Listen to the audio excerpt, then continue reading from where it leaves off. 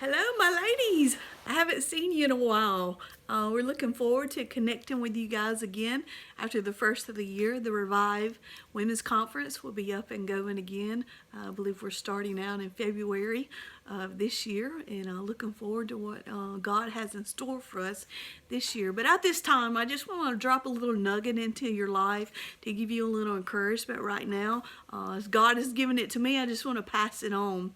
We're looking at the life of Joseph. I've been reading a book by evangelist Jim Raley, and it's been very good. So I want to pass some of that on to you, and then a little bit of what God has spoken into my life after reading the book.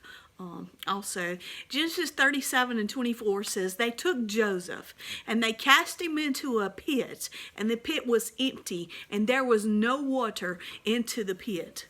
You know, that's like our life today. Sometimes we have seasons in life where we seem like we're in a pit. We're never going to get out. Joseph's pit was dry. It was empty. There was nothing in this pit. And sometimes in life we feel like, hey, we're dry, we're empty, there's nothing going on in my life.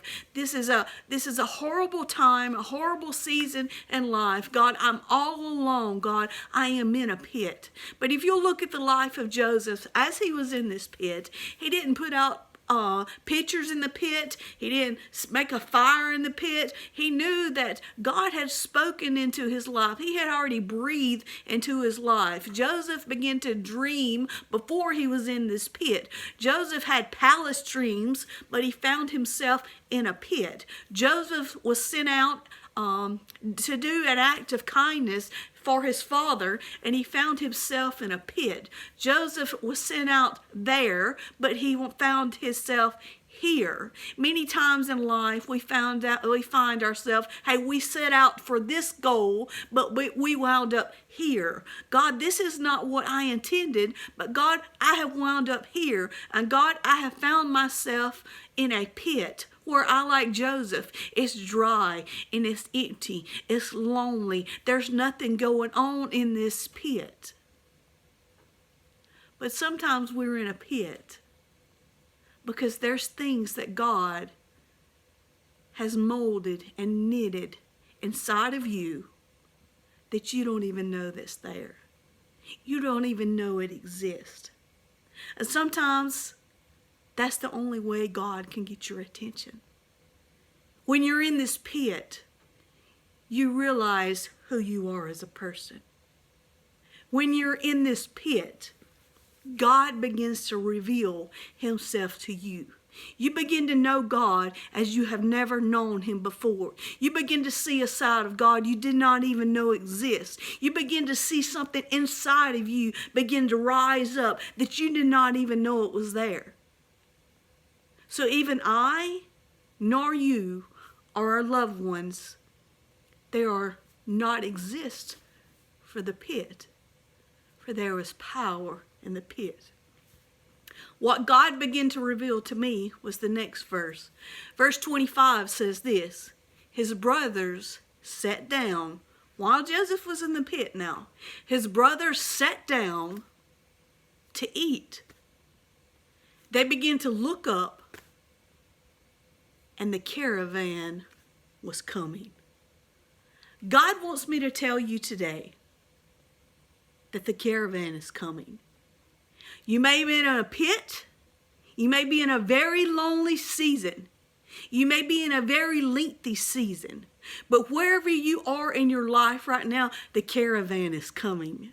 The caravan is coming. That was Joseph's answer to get him to the palace. That was Joseph's answer to get him to the next step. The pit was the process to get him to his promise. So I'm telling you, this is what God spoke into my life. The caravan is coming. So someone needs to hear this today, that hope is coming. I don't know what your answer looks like. I don't know what your caravan looks like. Joseph did not know that the caravan was his answer. He thought he was getting out of the pit and probably going home to see his dad. But as he got out of the pit, little did he know there was a caravan coming, and the caravan was coming to his rescue to help him get to his destination.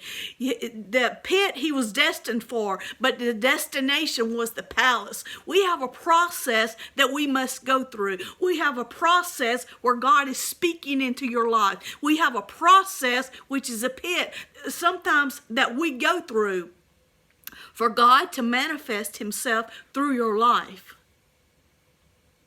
But the caravan is coming. So today, don't give up hope. Don't give up hope for yourself. The pit is not what you're destined for. This season is not what you're destined for. This pit is not where your loved one is going to stay. This pit is not your loved one's answer. God said, the caravan is coming. So I hope you are encouraged today. I hope you're encouraged to know, hey, your caravan is coming. Your answer is coming. So be ready. Look for your caravan. Look for your answer, because your hope is coming. God is pulling you through. The promise is in the process, and the process will leave you. And the process will lead you to your destination. I am looking forward to hearing from you. I want to know what your caravan looked like and where it's taking you to. Have a good day.